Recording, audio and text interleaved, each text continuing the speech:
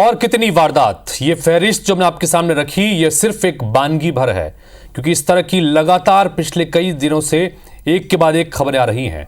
मध्य प्रदेश में मासूम छात्राओं और महिलाओं से अपराध के मामले अचानक बढ़ से गए हैं। आंकड़े गवाह है कि पिछले कुछ महीनों के दौरान महिलाओं और छात्राओं के साथ, मासूम बच्चियों के साथ रेप, अपहरण, छेड़छाड़ के मामले एकाएक बढ़े हैं। और आलम यह है कि बच्चियां न सिर्फ अपने घरों में सब सेफ है, घरों में भी सेफ नहीं है, ना स्कूल में सेफ हैं और ना अस्पतालों तक में वो सेफ हैं। पिछले कुछ दिनों के दरमियान सामने आए मामलों की अगर आपको एक एक कर फहरिस्त में बताएं, सबसे पहले बात छिंदवाड़ा की करते हैं। छिंदवाड़ा में आज स्कूल के शिक्षक पर ही स्कूल की छात्राओं से छेड़छाड़ के गंभीर आरोप लगे। आरोपी शिक्षक छात्राओं को अश्लील वीडियो दिखाकर छेड़छाड़ करता था। स्कूल में जब गुड और बैड टच के बारे में जानकारी दी गई तब इस बात का खुलासा हुआ। इसके बाद शिकायत की गई।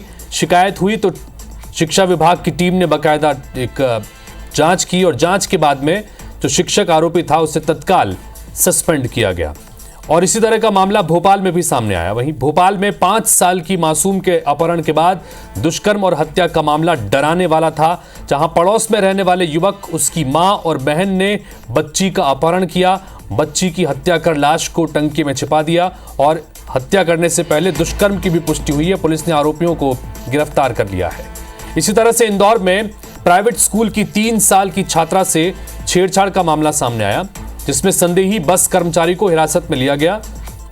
तो वहीं भोपाल में डॉक्टर ने ही युवती के साथ में छेड़छाड़ कर दी। युवती सोनोग्राफी कराने के लिए गई थी। पुलिस ने आरोपी डॉक्टर को हिरासत में लिया है। तो वहीं जबलपुर में घर में घुसकर 12 वर्षीय एक बच्ची का अपहरण कर लिया गया। पुलिस ने आरोपी इमरान खान को गिरफ्तार कर लिया है और साथ ही नाबालिग को आरोपी के चुंगल से छुड़ा भी लिया है। ये घटनाएं साफ बयां कर रही हैं कि मध्य प्रदेश में बच्चियां सुरक्षित नहीं हैं। इसी तरह के मामले छत्तीसगढ़ में भी आए हैं। वहीं इस पर अब सियासत भी शुरू हो गई है। कांग्रेस कानून व्यवस्था और बढ़ते अपराध के मामले पर सरकार को घेर रही है, तो सत्ता पक्ष भी अपराधियों पर कड़ी कार्रवाई की बात कर रहा है। सुनिए जरा। नेशनल सेंसस को देखेंगे, चेक करेंगे तो मध्य प्रदेश में सबसे ज़्यादा अपराध महिलाओं और बेटियों के साथ मध्य प्रदेश में हो रहे हैं। तो पुलिसिंग मध्य प्रदेश की पुलिस अपने काम में असक्षम है। इस वजह से इस तरह की घटना मध्य प्रदेश में होती है। इस पे लगाम लगाने की ज़रूरत है सरकार। बच्चों को स्कूल जाना बंद करवाएं पेरेंट्स कि स्कूल जाने से कोई मतलब नहीं, हमारे हो सकता है। ये सब स्थितियाँ मध्य प्रदेश में हो गई है और मैं मुख्यमंत्री से कहूँगा इस मामले में एक ठोस SIT गठन करके इन मामलों की 1 महीने के अंदर फांसी दिलवाइए और उन बच्चों के साथ न्याय कराइए।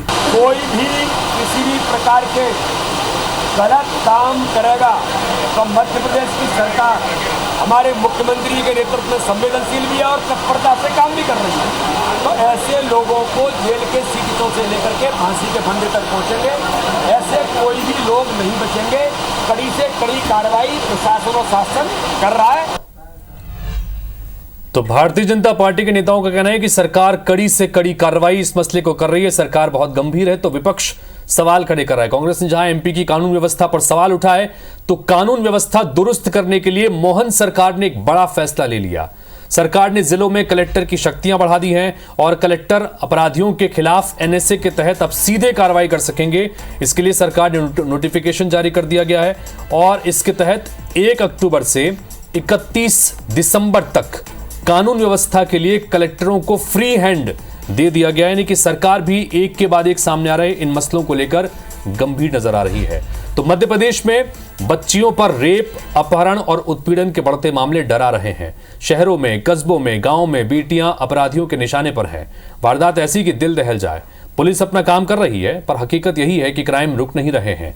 बेटियां लगातार शिकार बन रही हैं। कई तरह के सवाल खड़े हो रहे हैं। अब सवाल यह है कि क्या इसकी वजह से हम सबको मिलकर अब कदम उठाने की जरूरत है?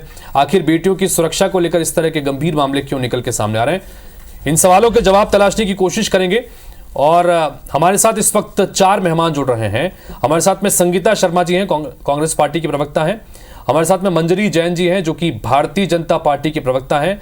हमारे साथ में छत्तीसगढ़ से शताब्दी पांडे जी जुड़ रही हैं, जो कि पूर्व अध्यक्ष हैं बाल संरक्षण आयोग की। और साथ ही हमारे साथ में राजेंद्र निगम जी स्टूडियो में मेरे साथ में हैं, जो कि संयुक्त सचिव हैं राज्य बाल कल्याण परिषद की। आप चारों का बहुत बहुत स्वागत है। चूंकि बहुत गंभीर विषय पर आज हम यहाँ पर चर्चा कर रहे हैं। शताब्दी पांडे जी, शुरुआत आपसे करते हैं। चूंकि भले ही मामले ये मध्य प्रदेश के हों, लेकिन छत्तीसगढ़ भी इस तरह के मामलों से अछूता नहीं है। तो किस तरह से देखा जाए, एकाएक इस तरह के मामले निकल के सामने आते हैं, सरकारें अपने स्तर पर काम करती है, पुलिस काम करती है, लेकिन ये घटनाएं रुकती नहीं, बढ़ती जा रही हैं। शताब्दी जी, आपकी प्रतिक्रिया।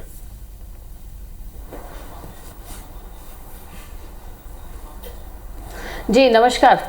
जी नमस्कार। आपकी रिपोर्ट में ही आपने बताया कि बैड टच गुड टच के बारे में जब बच्चों को बताया गया, जिससे उन्हें ज्ञात हुआ कि किस प्रकार से उनके साथ जो व्यवहार हो रहा है वो गलत है। सदियों से किशोरी बालिकाओं के साथ, बच्चियों के साथ इस प्रकार का व्यवहार अपने परिजनों के द्वारा, आसपास के रहने वालों के द्वारा किया जाता रहा है। लेकिन ये बहुत ही हमारे लिए एक सकारात्मक पक्ष सामने आ रहा है। भले ही आप कहेंगे कि ये अपराध हो रहे हैं और शताब्दी जी सकारात्मक कह रही है, लेकिन मेरा कहना है कि जागरूकता का प्रतिशत बढ़ा है। आप देखिए कि छोटी छोटी बच्चियां, या पिछली बार भी एक घटना के दौरान एक चैनल में मेरा जाना हुआ था, तो हमने देखा कि कई किलोमीटर दूर से बच्चे निकलकर जिला कार्यालय में आए, कलेक्टर से मिल रहे हैं उनके साथ होने वाले अपराधों के संबंध में बोलने के लिए। तो अब बच्चे बोलने लगे हैं, अपने साथ हो रहे दुर्व्यवहार को बताने लगे हैं। शायद यही कारण है कि हमें आंकड़े बहुत ज़्यादा दिख रहे हैं, लेकिन ये आंकड़े चौंकाने वाले हैं और हमें चिंता में डालते हैं। निश्चित रूप से बाल संरक्षण आयोग की पूर्व अध्यक्ष होने के नाते और बच्चों के बीच लगातार मैं काम कर रही हूं, तो मैं ये देख रही हूं कि बच्चों में अगर कॉन्फिडेंस आया है, अगर उनमें आत्मविश्वास बढ़ा है, तो हमें भी उनका साथ देना चाहिए। होता यह है कि बहुत सारे बच्चों को, कई प्रतिशत बच्चों को वहीं दबा दिया जाता है, उन्हें कह दिया जाता है कि आप अपनी बातें आगे न कहें।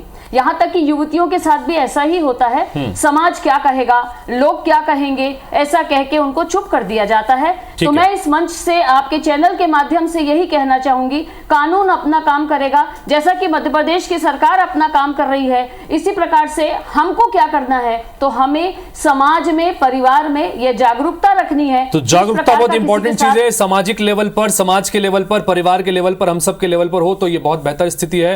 राजेंद्र निगम जी, आपसे जाना चाहेंगे, क्योंकि आप एक महत्वपूर्ण पद पर इस वक्त बैठे भी हैं, और उस लिहाज से भी ये जो एक के बाद एक मामले निकल के सामने आते हैं, भले ही राज्य कोई हो, ये चिंताएं किसी भी राज्य के लिए, प्रशासन के लिए होती है, और आयोग के लिए होती है, परिषद के लिए होती है।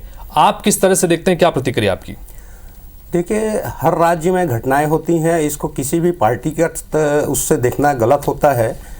कहीं पर भी घटनाएं हो रही हैं, निंदनीय है, और इस पर हर सरकार अच्छा कड़ा कानून अपना बना के रखा हुआ है।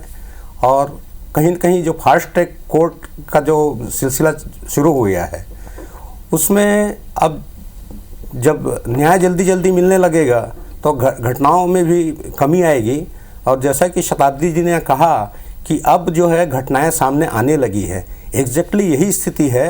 घटनाएं पहले भी होती थी, घटनाएं अब भी होती हैं, लेकिन लोग अब मुखरता से उस चीज़ को बोलने, बातें बच्चों में जो समझाई जाती है।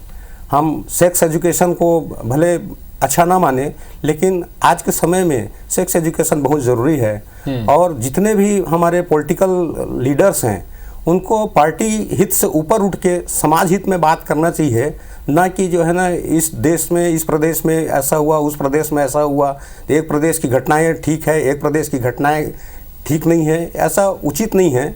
और एक राजनेता की बात जब लड़कों से गलती हो जाती है, ऐसा स्टेटमेंट जब आ जाता है, तो कहीं ना कहीं ऐसे लोगों के हौसले और बढ़ जाते हैं। ठीक है, इससे हमेशा बचना चाहिए। संगीता शर्मा जी, क्या कहेंगे इसके ऊपर? एक के बाद एक मामले निकल के सामने आ रहे हैं। हमने अभी आपके पार्टी के नेताओं को भी सुना, सीधे सीधे सरकार की कार्यकुशलता को लेकर आप सवाल खड़े कर रहे हैं, क्यों आपको ऐसा लगता है? संगीता जी।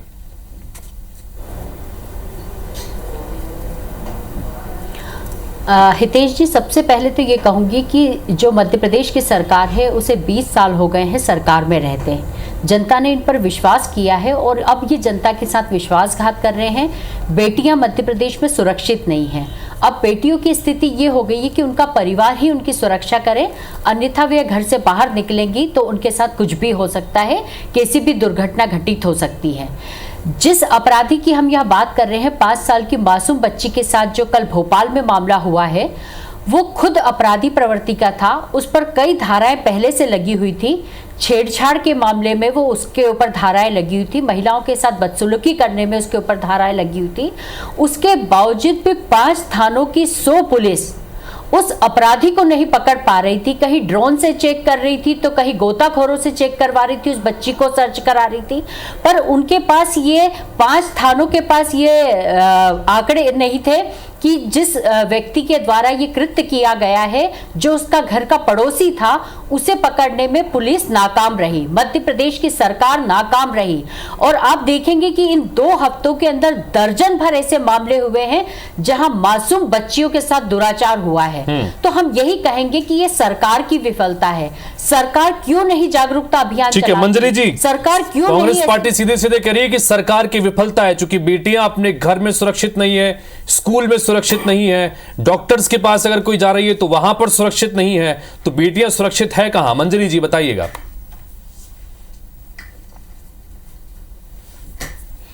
हितेश जी, सबसे पहली बात तो मुझे ये समझना, हम सबको समझने की ज़रूरत है। एक्चुअली हर बात में राजनीति करना ठीक बात नहीं होती है।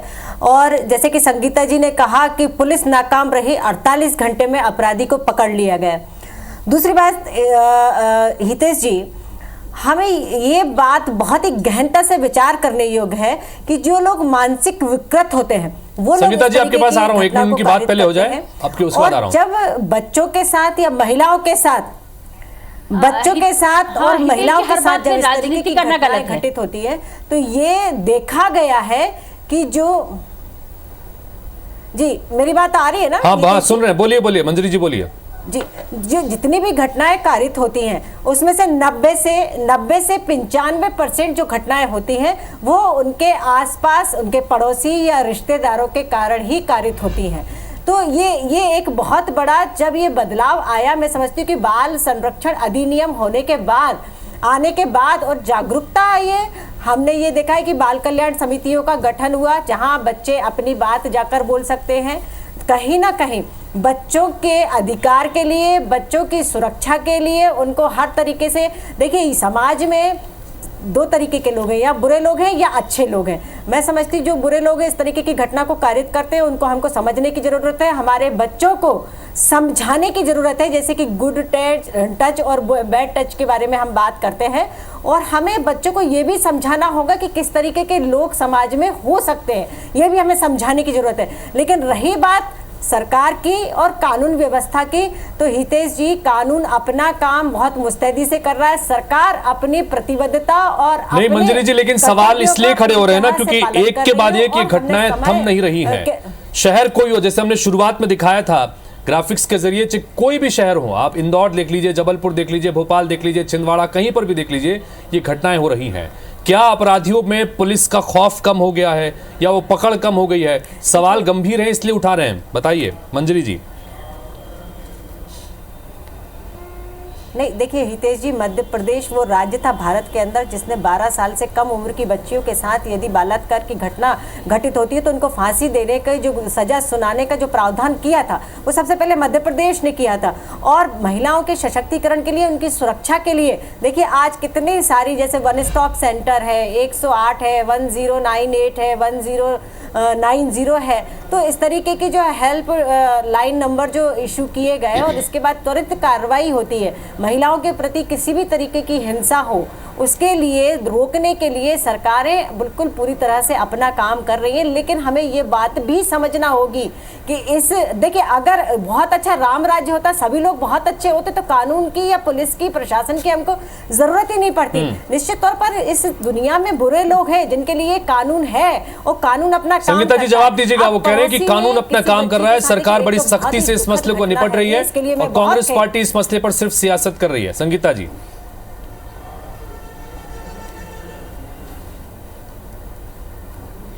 देखिए, इनकी नीति और नियत इस बात से स्पष्ट होती है कि राज्य में राज्य महिला आयोग है, परंतु राज्य महिला आयोग में नियुक्तियां नहीं हो रही है, महिलाओं को न्याय नहीं मिल रहा है। 17,000 से ज्यादा मामले पेंडिंग हो चुके हैं। यदि भारतीय जनता पार्टी की सरकार की नीति और नियत सही होती तो आज महिला आयोग अपना कार्य करता होता। इनकी नीति और नियत नहीं है, इसी वजह से आज बच्चे ना स्कूल में सुरक्षित है और ना घर के बाहर सुरक्षित है। महिलाओं की ये देखिए, इन्हें कहिए कि बीच में ना बोले। ठीक है, बोले आप, बोलिए ना संगीता जी, सुन रहे हैं आपको। देखिए, आपको मैं बता देती हूँ कि जब गृह मंत्री जी जो कि खुद मुख्यमंत्री जी है, जब उनसे कानून व्यवस्था संभाली नहीं जा रही है, उन्हें इस्तीफा दे देना चाहिए या किसी योग्य विधायक को गृह मंत्री बना देना चाहिए। सारे पद अपने पास रख के एक काम भी नहीं संभाल पा रहे हैं मुख्यमंत्री जी।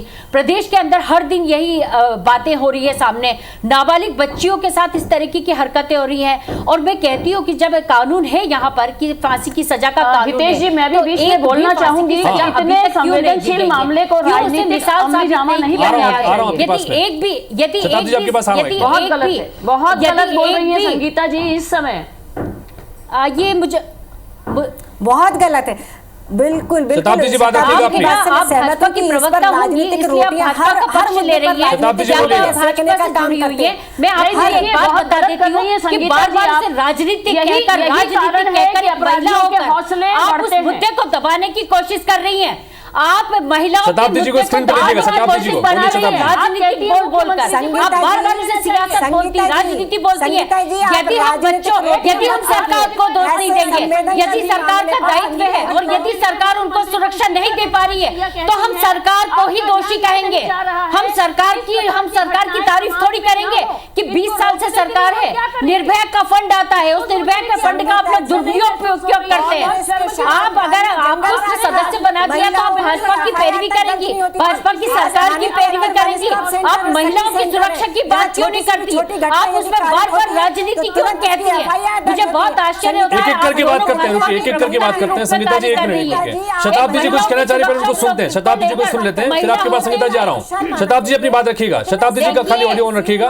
शताब्दी जी बोलिए। ये जो छत्तीसगढ़ से जो जुड़ी है, हितेश जी आपसे अनुरोध है कि ऐसे शताब्दी जी आप झूठ ऐसे लोगों को आप बिल्कुल भी मौका न दें जो इस प्रकार के संवेदनशील घटना को भी राजनीतिक। शताब्दी जी का ऑडियो दीजिएगा अभी फिलहाल। कहाँ विचार करना चाहिए समाज को जहां से ये समस्याओं का मूल जड़ खत्म हो, इसको बिल्कुल भी हम कोशिश नहीं कर रहे हैं। और हम ये कह रहे हैं मुख्यमंत्री को इस्तीफा देना चाहिए, उनको किसी अच्छे विधायक को गृह मंत्री का दायित्व देना चाहिए। ये बताएंगे क्या करना चाहिए?